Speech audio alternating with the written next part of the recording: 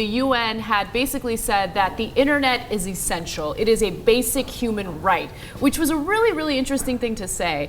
Now, I don't know what your thoughts are on that, but Germany is taking their lead, and they are saying that the internet is not only a necessity, it is an essential part of life.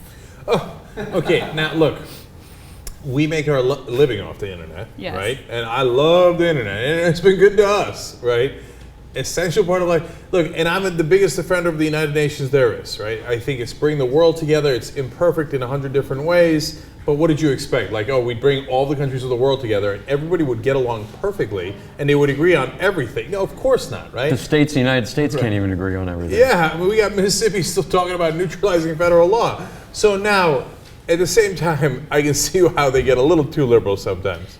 Essential to human life? Come on. Okay, so, it's way outside the bounds of reason. So, of course, if you don't really think about it deeply, it sounds a little ridiculous, but consider the number of, authoritarian governments that try to hold their people down, and how the internet gives these individuals the ability to communicate with one another. Not only communicate, but to mobilize protesters and really start revolution. So that's what you saw in Egypt. That's what you saw with the Arab Spring. So when I think about that scenario, these types of decisions make a lot of sense. Yeah, look, and I'm sure that that's part of the reason that they went in that direction. And so if you call it an essential part of life, then you can say, hey, name a country, Iran, North Korea, China, whatever it might be. Hey, you're violating an essential human right by cutting off this mode of communication. Now, at the same time, for people like Wes and I who grew up without internet, I mean, it's a little comical to say you need the internet to live. We used to go to the library and we lived. I don't think it's that comical. I think a country like Germany is a much more progressive country. It's going to look at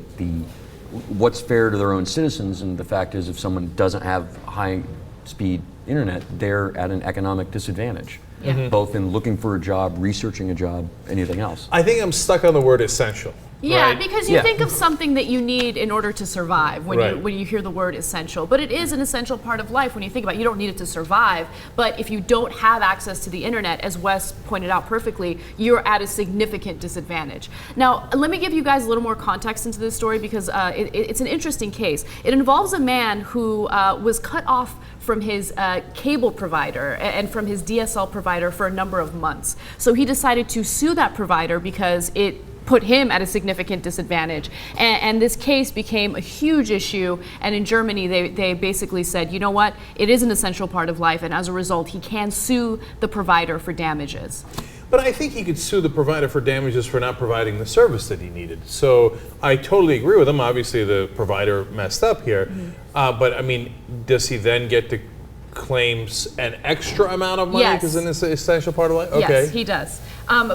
I don't know the specifics. Originally, the plaintiff was able to sue for 50 euros per day during the period of time that he was unable to access the internet. But now, because of this decision, he will be able to sue for more. However, that amount has not been specified yet. I see what you're saying.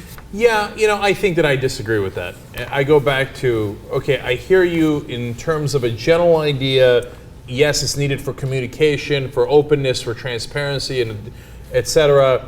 In that case, I'd say, look, you were owed a service, you didn't get the service, you should be compensated, but I'm not going to give you like extra on top because it's a fundamental, essential right. I would give him extra on top if he were a programmer from his home and was unable to work. Right, but again, you could make an economic and financial case for that. But that's an economic and financial case, not a human rights case. Not a human rights case.